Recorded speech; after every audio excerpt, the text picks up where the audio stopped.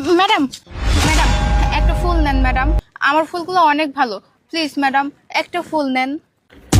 কি ব্যাপার? এটা তো আমার স্ত্রী। আমার স্ত্রী এখানে কেন? ম্যাডাম একটা ফুল নেন। আরে ফুল নেব কেন তোমার কাছ থেকে? আর তুমি দেখতে তো মাশাল্লাহ অনেক সুন্দর, ড্রেস আপও অনেক সুন্দর, তাহলে ফুল বিক্রি কেন করতেছো তুমি?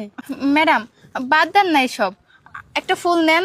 আমার ফুলগুলো অনেক তরতাজা, এগুলো না আমার নিজের গাছের ফুল। ম্যাডাম একটা ফুল নেন, এই ফুল বিক্রি করে আমার সংসারটা চলে, প্লিজ ম্যাডাম না করবেন না। আচ্ছা আচ্ছা দাও, তুমি যেহেতু এত করে রিকোয়েস্ট করতেছো, দাও তোমার ফুলগুলো আমার কাছে দাও। আচ্ছা তোমার ফুলগুলোর দাম কত? ম্যাডাম আমার ফুলগুলোর দাম 120 টাকা। এই ওকে 120 টাকা দাও তো।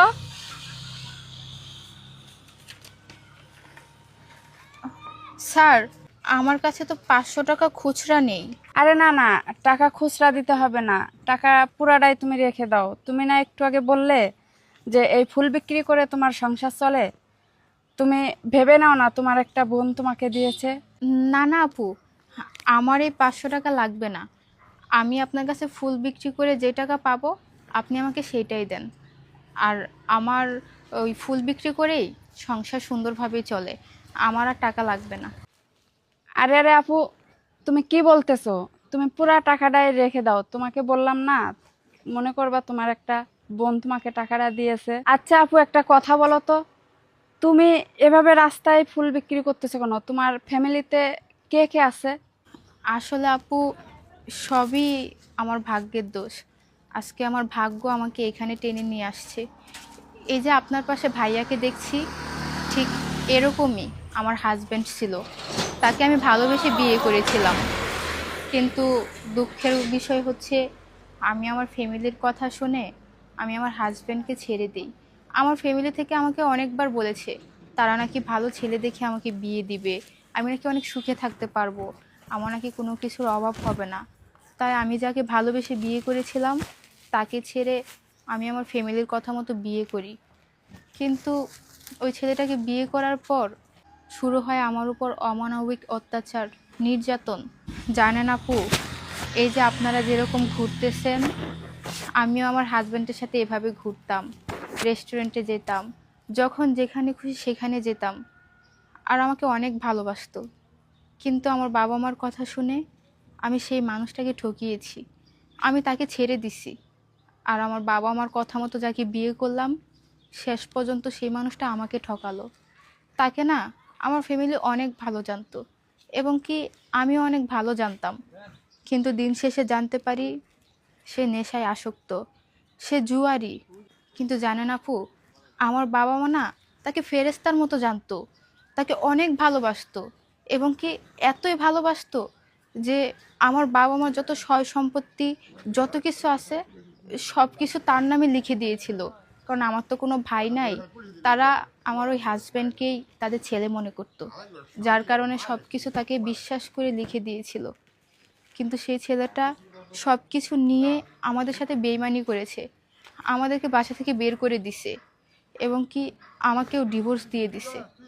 জানেন আপু, আমার না একটা সন্তান আছে। জানেন আপু, আজকে আমার ভাগ্য আমাকে এখানে টেনে নিয়ে আসছে। আমার ভাগ্য যদি এরকম না হতো তাহলে হয়তো এই পরিস্থিতিতে আমার আজকে আসতে হতো না। আমি না আমার হাজব্যান্ডের অনেক আদরে ছিলাম জানেন। আমার হাজব্যান্ড আমাকে অনেক ভালোবাসতো, আমাকে এক গ্লাস পানি পর্যন্ত নিয়ে খেতে দিত না, এবং কি আমাকে রাজরানীর মতো করে রেখেছে, সবসময় অনেক যত্ন করত, অনেক ভালোবাসতো।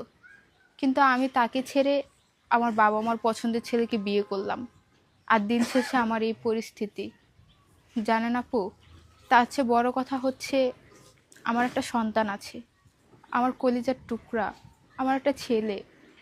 আমি সেই ছেলেটার ভবিষ্যৎ করার জন্য এরকম রাস্তায় রাস্তায় ফুল বিক্রি করি।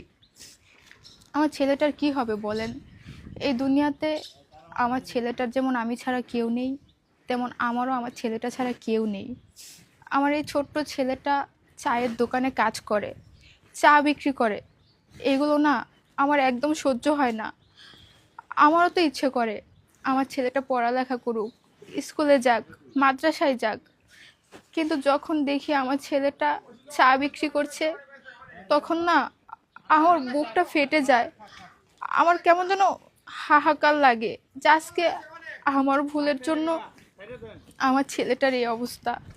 আজকে আমার ছেলেটা না পাচ্ছে বাবার আদর ভালোবাসা, না পাচ্ছে মায়ের আদর ভালোবাসা।